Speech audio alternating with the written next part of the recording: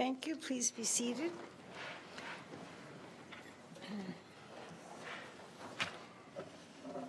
Good evening, ladies and gentlemen, watching through Cogeco. I'm just going to quickly go through the roll call. We have all members of council present this evening.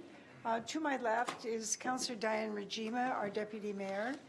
To her left, Councillor Paul McPherson. To her right, Councillor John Pachariva, Councillor Wayne McMillan. To my right, Councillor Robert Foster, Councillor Dave Thompson, Councillor Lynn Timmers, and Councillor Tony Brunet.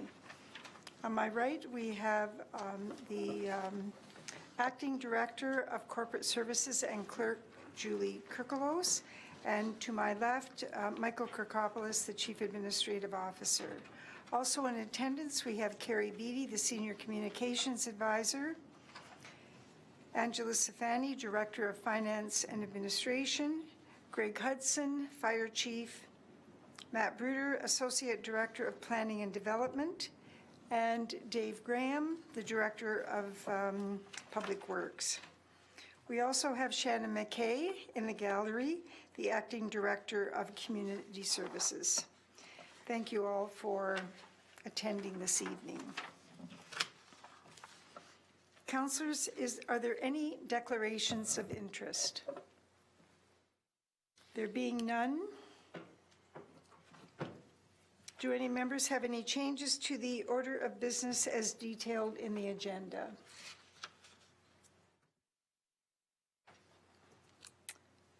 We'll move on then to the minutes of Council's regular meeting of March 19th, and I have a motion moved by Councillor Thompson and seconded by Councillor Timmers that the minutes of the March 19th, 2018 regular meeting of Council be adopted. Are there any errors or omissions? There being none, your pleasure on the motion. The motion is carried.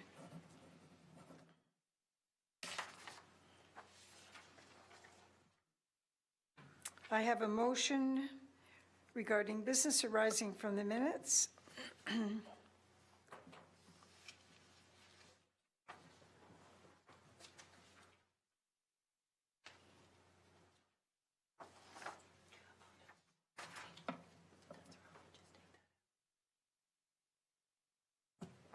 Is there any business arising from the minutes? There being none, we'll move on to the Mayor's report. This evening, ladies and gentlemen, I'd like to talk to you about inclusiveness because of a special event that we had here at the Town Hall. But I'm going to broaden it a bit so that it includes everyone in the town.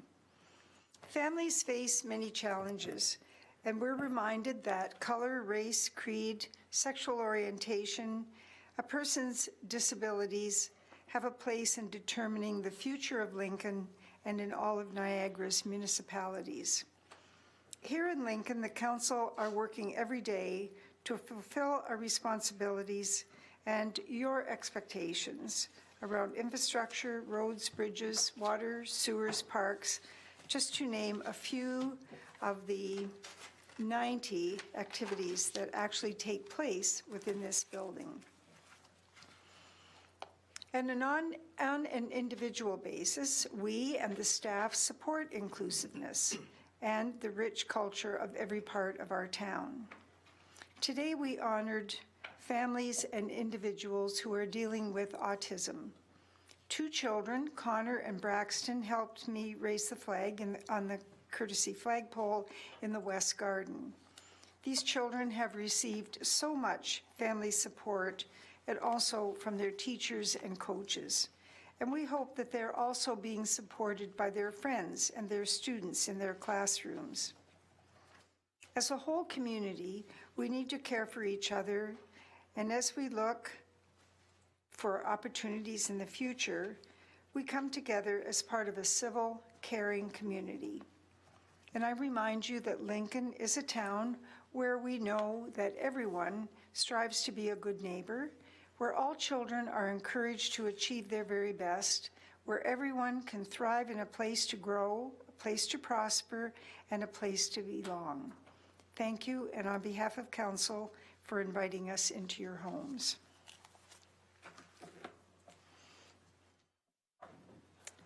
The Regional Councillor is not present this evening.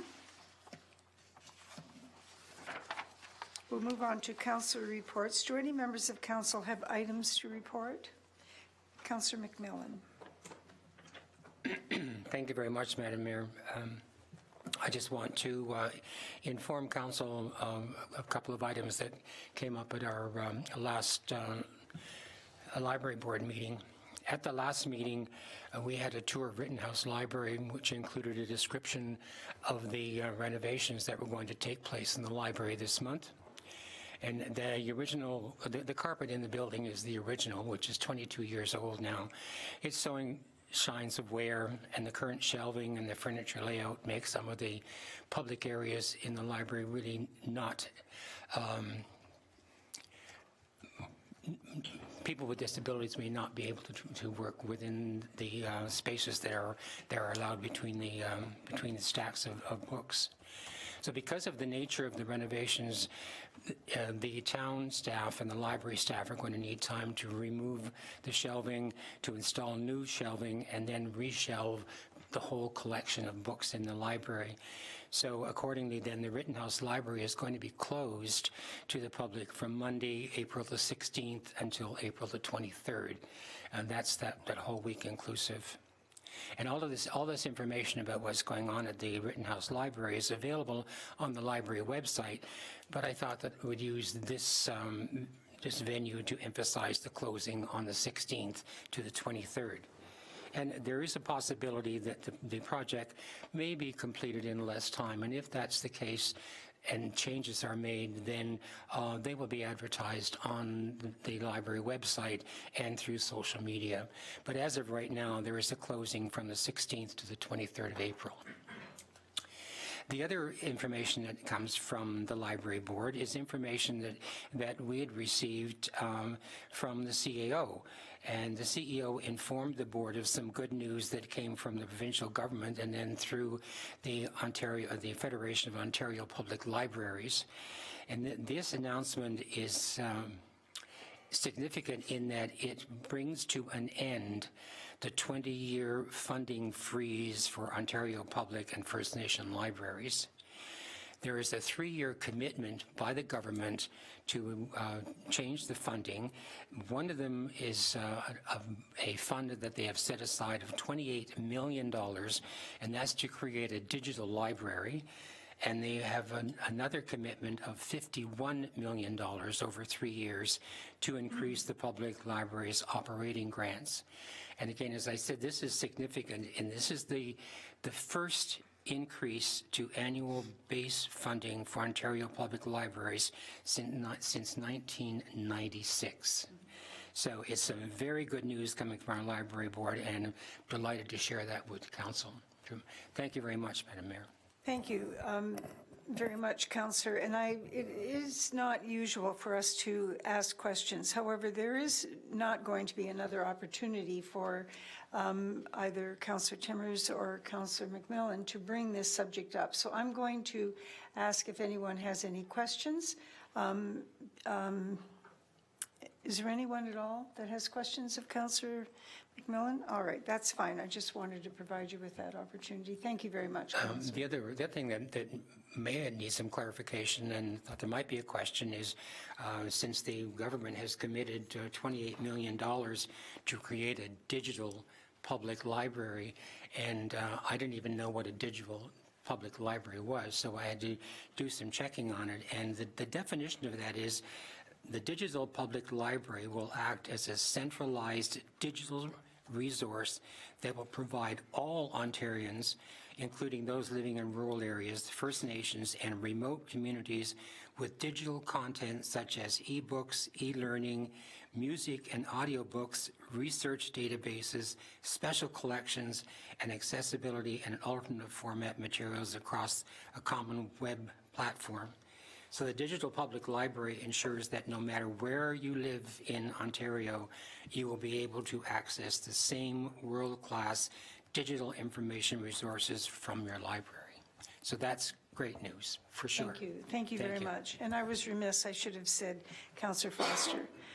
Did you have a comment, Councillor? Sure. Regarding the library, and I appreciate Councillor McMillan bringing forward the notes from both from the library board and what we've been receiving publicly through information. It's a little early in the game to really figure out exactly how this is going to affect us. But I think Councillor McMillan is totally correct. It's good news that the province is investing in this particular area. So I think that's one of those ones we stay tuned and see what the real true effect is going to be on our municipality. So, anyone else have anything? Councillor Njima. and I do have some other. Thank you, Madam Mayor. News from the Chamber. We've been working on the Mayor's Golf Tournament. It's May 23rd. If you haven't registered, we recommend that you do. It always sells out fast. There are also sponsorship opportunities for anybody who's interested. One of the things we talked about at our last meeting was putting measures in place to ramp up social media activity and general online presence. So as a sponsor, know that significant efforts are in place to get your name out there and that the Chamber recognizes the value therein as it relates to your business. Last year was a huge unprecedented success with a great team planning it, consisting of past members and new blood, all with great enthusiasm and energy. As with the other years, a certain percentage goes to the Chamber and the remainder is divided up among between the Community Foundation and then divided equally among 3 local groups of the Mayor's Choice. And somewhere in there, the Lincoln Community Fund gets a portion as well. So sign up. I'll be sending the registration information to council and staff, and I think last year registration was coordinated by the lovely Andrea. I also attended the State of the Region address last Wednesday with WORK, Niagara Planning Group. Lincoln was very well represented with a table from the Chamber, and of course staff and council also had a table. It was interesting to hear from Mayor Fred Eisenberger and Waterloo Regional Chair Ken Sealing about what challenges and priorities they identified. Chatting with people after, I heard criticisms that everyone talked about transit all afternoon. While that may be true to a certain extent, but what it is a manifestation of what we know to be true, and that is that transit shapes communities, and if you plan for it properly, rather than reacting to it when it comes your way, you have a hand in shaping how your communities end up looking. That's why we're hearing about transit, and that's why we're talking about transit, and rightly so. And last but not least, last weekend, a number of us were there, the Outstanding Business Achievement Awards, another very well-planned event by the Lincoln Chamber. You may not all know this, but it is a separate committee that plans the OBAAs, and they do an incredible amount of work, and they take their jobs very seriously. The businesses that were nominated for an award do as well, and that's obvious from the energy and the enthusiasm in the room from the minute they arrived until the awards are announced and pictures are taken and all the goodbyes are said. So Councillor Pachariva was kind enough to lend me his program because I didn't bring it with me, so thank you. So I'm going to tell you the nominees and the winners for the night. So for the 2018 Tourism Award of Distinction recipient was Redstone Winery. The 2018 Pathways to Opportunity Cooperative Education Employer Recognition Award went to Conversations Cafe and Bistro. The Nonprofit Showcase Award went to West Niagara Palliative Care Rose Cottage Visiting Volunteers. And in the small business category, the 2018 finalists were Cherry Lane Frozen Fruit and Vienna Estate Wine and Spirits, and Vienna Estate took the award for the night. Congratulations to them. The 2018 finalists for the medium business category were Hansberger Estate Winery and the restaurant at Peninsula Ridge. The restaurant at Peninsula Ridge took the award. Congratulations to them.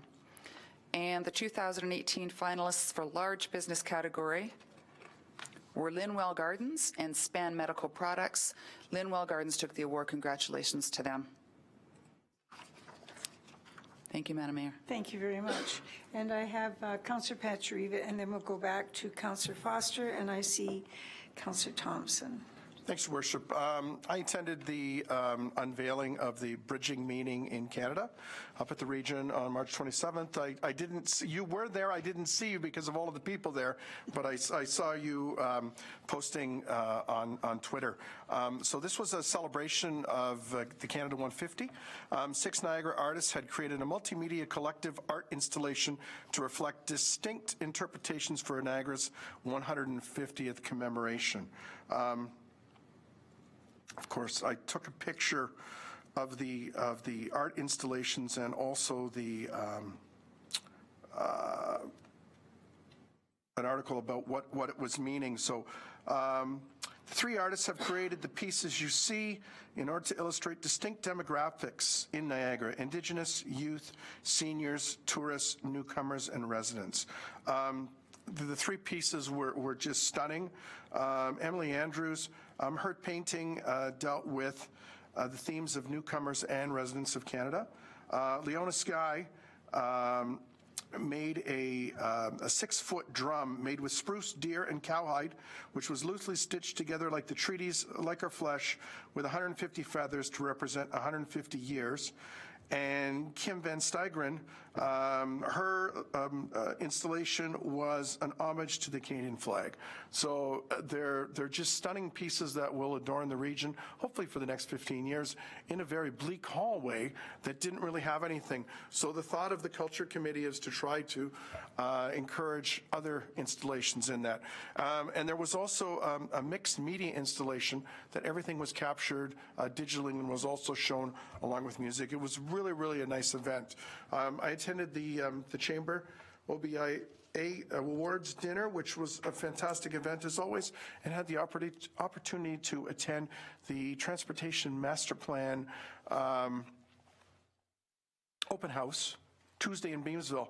One of the things, though, I felt that came a little short was there was storyboard about parking in downtown, and it should have actually been blown up because it was asking residents to identify where the parking issues they might find.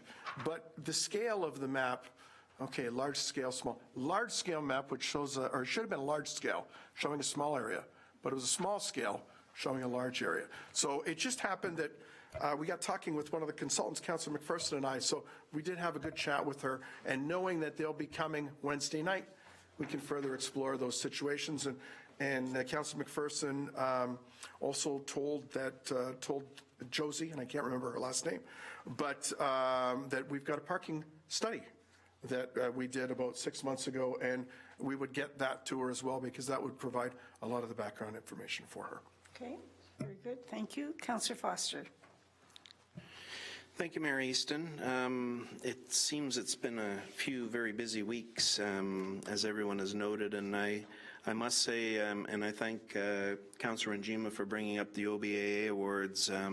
Once again, that was an absolutely excellent program, and in fact, I got to admit, I think this year was the best ever. I thought everything went really well with it, so congratulations to the Chamber for that.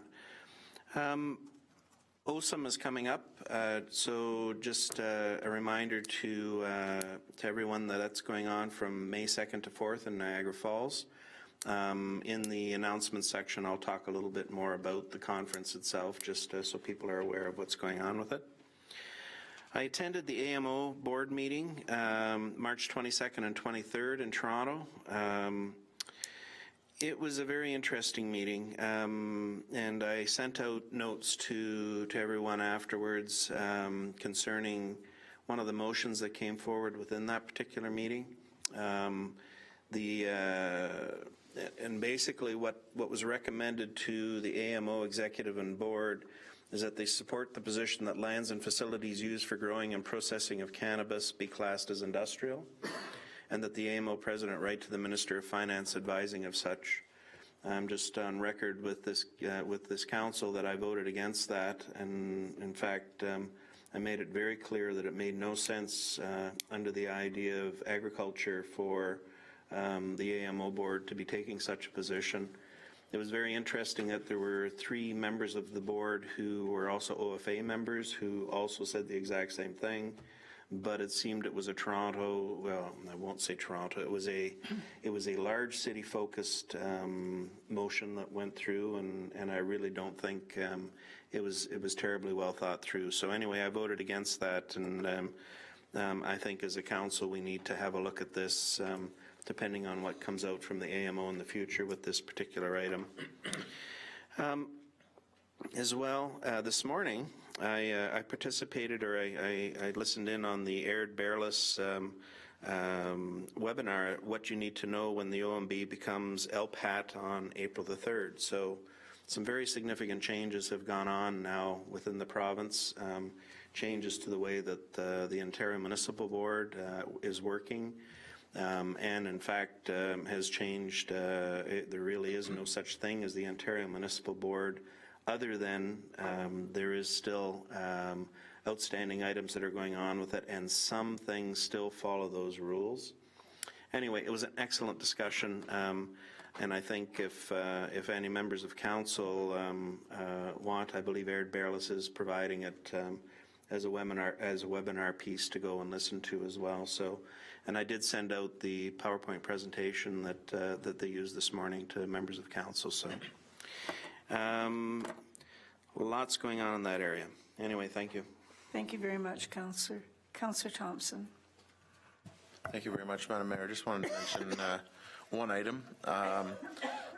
March 23rd, I was pleased to be a part of a launch for the Agri-Pump rebate program. It was launched at one of the local greenhouses here at Hendricks in Beamsville.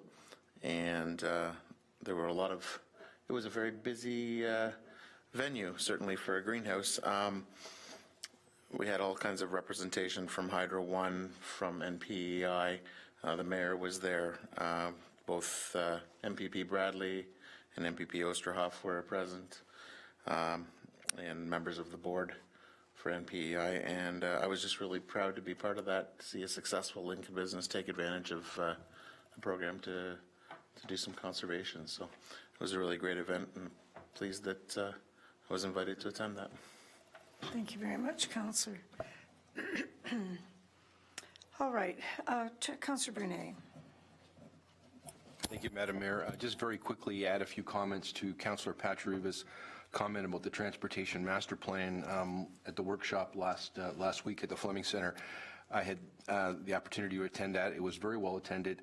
I know for the time I was there, there was probably 50 or 60 people there, a steady stream of people coming in, many that took the time to sit down and give us comments, which is what we're looking for, feedback, especially in areas of active transportation and infrastructure. And I wanted to thank specifically, I'm sure it was Carrie Beattie that was responsible for getting the residents in the area of the Frost Road Bridge and Spring Creek Road. Those residents are very concerned. It was great to get the history and the background of what happened there decades ago, and their concerns and their thoughts on how we move forward with that in active transportation and infrastructure. So it was very well attended, and I look forward to seeing those comments from the people that attended. Thank you. Thank you. And I would say that I would encourage anyone who can, or go to the library and get some assistance, have a look at what's on the town's website around the Transportation Master Plan. It is really such a comprehensive report. It requires more than one read, and it's something that is going to take the town well into the future and addresses a lot of concerns that council has and that we've been attempting to deal with, and that staff have been developing programs to help us deal with. Your comments are extremely valuable. This is, I think, one of the most significant projects in the hands of the town at the moment, because it has such an impact on our future. Thank you very much, Councillor. Councillor Timmers? Thank you, Mary Stin. I'll just comment briefly as well. I attended the Outstanding Business Achievement Awards last week. It was a fabulous event, and I just want to congratulate the Chamber, and as well as the businesses that won the awards that evening. I was very happy to be there. Today we did raise the flag for World Autism Day. Out of the number of children, we are now looking at 1 in 68 children who have autism. And it has a significant impact on many families and many individuals in our community. And today was a chance to recognize the unique challenges that people with autism and their families face. and how emerging research can advance our understanding of this. So I was really, really happy to see the raising of that flag and to have the two boys here with us today. And it was a really great moment here. So thank you. Thank you, Councillor. Ladies and gentlemen, as I've said before, I think it's very important for council to continue on with the council reports. There are many things that you hear at this point at the council meeting that you're not going to find in a report. It draws focus on things that are very important to us as a community, and I applaud the councillors for being as active as they are in the community. We believe that that's what you expect us to be doing. We move on then to delegations, and we have no scheduled delegations this evening. We have no correspondence this evening, and we move on to reports. The first being Council Business Planning Committee of the Whole. I have a motion moved by Councillor Foster and seconded by Councillor Thompson that the minutes of the March 21st, 2018 Council Business Planning Committee of the Whole be adopted and the recommendations contained therein be approved and acted upon. Chair Foster, would you care to report on the highlights? Yes, thank you, Mayor Easton. So the following of the highlights from our meeting of March the 21st, 2018. Our committee received a delegation from Mark Brickle. He's the Chief Administrative Officer of the Niagara Peninsula Conservation Authority. And he talked to us about the NPCA initiatives and provided a presentation for us to looking at and outlining their strategic plans. The committee received a presentation from Jonathan Hack, Sierra Planning and Management, Bill Elliott and John Tennant from Global Investment Attraction Group, and it was concerning employment land supply analysis and community improvement plan. This was a facilitated discussion so that council was allowed to give some input concerning growth, advancement, and business expansion for the town. And I thank Councillor McPherson for allowing that item to come to that committee. The committee received a report regarding a library governance update and for the CAO to report back to council with an implementation plan. The committee then went into closed session to address a personal matter about an identified individual. Oh, my mouth is not working tonight. It's including municipal or local board employees. The committee then continued into open session to receive the presentation regarding the Town of Lincoln Museum and Cultural Center for information and to approve the requested funding amount of $250,000 matched by its approved capital budget contribution of $2 million towards the total projected costs as outlined in the presentation, and that staff was directed to prepare and execute the Niagara Waterfront Investment Program grant application. And it was a very long meeting, not a lot of items on it, but it took a lot of our time, and we ended at 11:25 p.m. So for those who wish to have the full meeting minutes and actually the agenda as well, go to our website, www.lincoln.ca. Thank you. Thank you. Are there any questions to the motion or comments? Councillor Thompson. Thank you, Madam Mayor. I just wanted to thank Economic Development Officer Paul Diani and CEO Mike Kakopoulos for bringing in the planning and management folks and the global investment attraction people. I thought it was an excellent discussion and certainly one that we have been needing to have for a long time. So I look very forward to the report coming forward from them. So I just wanted to thank the staff for that. It was very good. Okay, I'm sure that's been passed along. Thank you. And Councillor McPherson. Yes, thank you, Madam Mayor. And just a comment coming back from Mark Brickle at the NPCA meeting. He, I missed his presentation, but he was very pleased with the interaction with the council. Mentioned to me that he expected that he would be 10 minutes, and I think it was closer to an hour. And so the group was very engaged in the NPCA presentation, and he was very complimentary of the evening and this council. Just wanted to bring that back. Thank you very much. I think that's worth noting, Councillor McPherson. Our goal is certainly to move forward on objectives, goals and objectives that are important to this community and the people that live here. and being able to move in that direction with the CAO and the current board is going to stand us very in good stead for the future, and I look forward to that. Thank you. All right, your pleasure on the motion. The motion is carried. And now, Councillor Pachariva, would you care to provide highlights of the Finance and Administration Committee meeting of March 26th? Thank you very much, Your Worship. Following our highlights regarding the minutes of the Finance and Administration Committee held on March 26, 2018, the committee received several reports from staff which were carried. And here is a list of the following.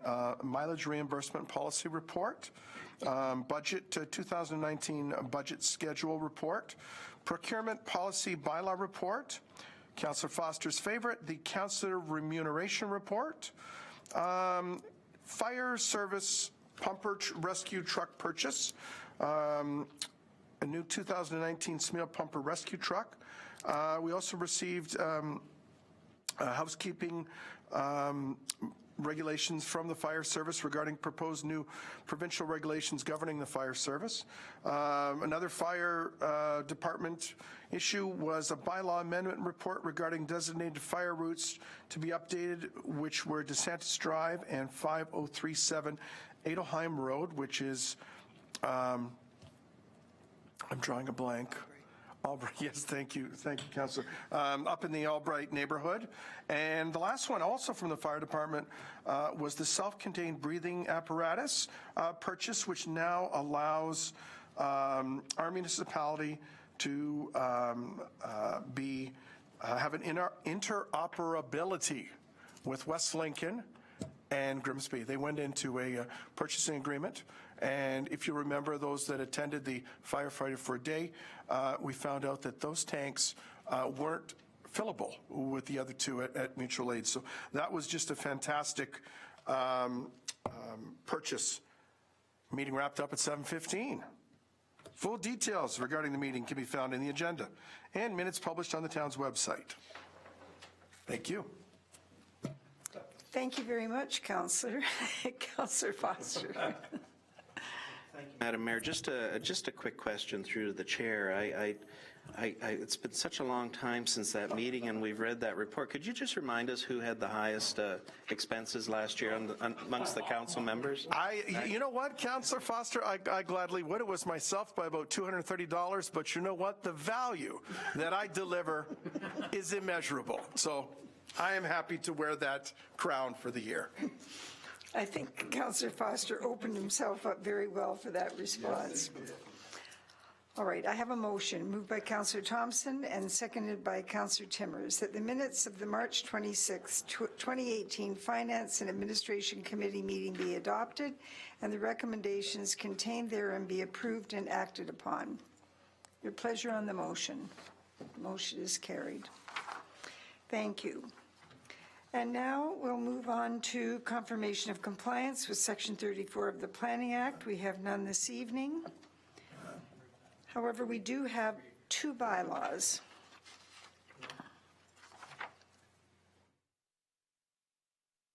I have a motion moved by Councillor Pachariva and seconded by Councillor Rinjima that leave be given to introduce the following bylaw, number 2018-22, to amend the procurement policy bylaw, and number 2018-23 to amend the fire route bylaw. Any questions? Your pleasure on the motion? The motion is carried.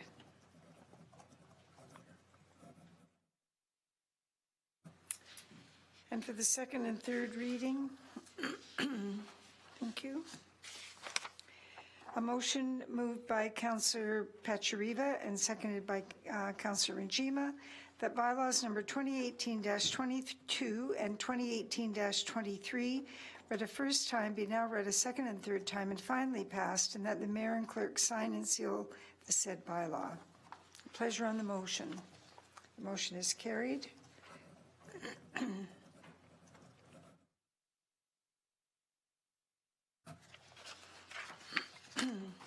Are there any councillor inquiries? Councillor Rinjima. Thank you, Madam Mayor. I did have someone contact me the other day who's interested in commemorating his late wife. They spent a lot of time down at Charles Daly Park, and would like, and had an inquiry at how he could honor her in some way at the park. So I'm wondering, through you to the CAO, I did ask the CAO if he had anything that he would comment on that in that regard. Mr. CAO. Through you, Madam Mayor, to the councillor. The councillor did raise this with me just a short while ago, and I think what I highlighted to her was that it's definitely something that we can take back and discuss with our community services staff. I know there's tree plantings, benches, and a number of other things that we can look at where we can honor individuals and residents and those that want to make donations, and we do have similar programs within the municipality where people can make donations and purchase seats and those sorts of things. So definitely something we can look at, but I'll take it back and discuss it with our community services staff, and I see Ms. McKay nodding in the crowd, so definitely we'll come back with something to committee. Okay, thank you very much. Okay, thank you. Are there any notices of motion? Are there any announcements? Councillor Foster. Thank you, Madam Mayor. So I just wanted to briefly talk about the OSUM conference that is coming up in Niagara Falls. The actual agenda items that we have within this are all around what's referred to as the municipal tightrope. So there's discussions going on in a wide variety of areas within this. First of all, OMAFRA is going to be giving a discussion on economic development on the first day, on Thursday the 3rd. There's a discussion that's going to go on about journalism. Our keynote speaker, John Miller, will be talking about that. We're going to be talking about infrastructure investment in Ontario and growing communities, one of the key items at lunchtime. One of the ones that might interest the mayor is medical costs are killing us. So there's a discussion about how the province is pushing things on to municipalities when it comes to building new hospitals, etc. There's going to be a discussion about charting a new course on legal cannabis and how that affects our smaller communities. And on our final day, they're going to be talking within this about perspectives on the provincial election. We're also going to have a discussion about the OMB and the new planning appeal process that's come into play. Municipal branding, and so there's going to be actually a panel discussion on that, and accessibility and partnerships, so AODA compliance discussions on the Friday session. And Andrew Coyne is our guest speaker on the Friday session. So anyway, I think it's going to be a very good conference. I think there's lots of stuff that's of interest to us as a council, and I hope councillors will consider going to it. Thank you. Very good. All right, if that's the case, I would certainly speak to Andrea as soon as you can, or I'm sorry, to Julie as soon as you can. Excuse me. There is no closed session. I have a bylaw moved by Councillor Njima. I'm sorry, Councillor McPherson. Thank you, Madam Mayor. And just quickly, as the council rep on the BIA, I'm happy to tell everybody that we have a new business moving into the downtown. The business is the Yoga Vine, and it is a integrated health studio. We'll provide many services, not just yoga, but nutrition, sports medicine, physiotherapy. There's many things that this business is going to provide for us. It is at the corner of Central and King Street. The reason I say this tonight is they're opening April 16th, and they will have a open house. They have an open house planned for Saturday, April the 21st. So very excited to see this new business coming into the downtown core. And the owner, one of the owners, has also joined the executive of the BIA. So good news all around. Thank you. Very good, Councillor. Mr. CAO. Through you, Madam Chairman, I wanted to make a brief announcement and introduce David Warden, who's in the crowd sitting next to Ms. McKay. David, I'm going to read a little bit of his bio here, and I'll be sending it out to council more formally, but David will be leaving the city of Mississauga to join the town of Lincoln as our new manager of parks and facilities, replacing Mr. Chuck Judson, who has taken another position in the organization with us. Just to give you a little background on David, he brings with him 11 years of management experience in park operations, working with a number of large teams and senior management as well as elected officials throughout a number of core operations within the city of Mississauga. He is what I'm going to call a local boy, a local individual, grew up in St. Catharines, still lives in St. Catharines, was commuting to Mississauga, and so this is a kind of coming home for David. He's also director with the Ontario Parks Association, and so we'll be definitely putting Lincoln on the map as a member of that organization as well. I will, as I said, I'll send out much more of a detailed bio on David, but he holds several professional certifications related to horticulture park facilities, has both formal training and a lot of extensive hands-on experience in project management as well as a number of other items. He's certified in Six Sigma Green Belt and has 20 years of progressive municipal experience. There's probably very few things that he hasn't seen in his time with Parks Recreation.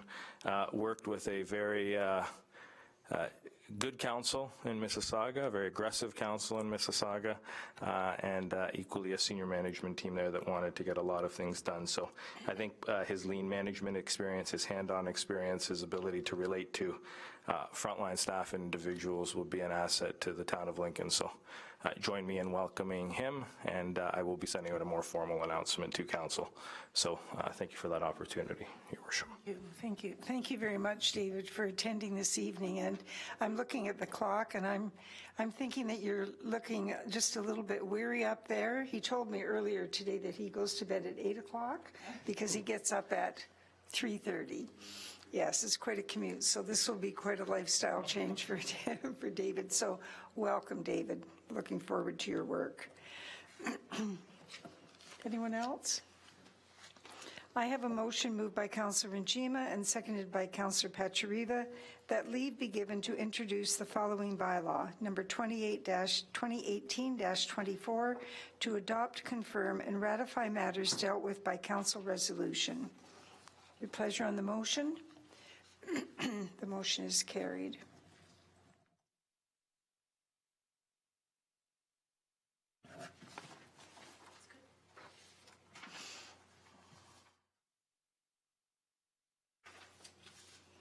I have the motion. Did I read this? Could I just see this for a moment? This is the last one.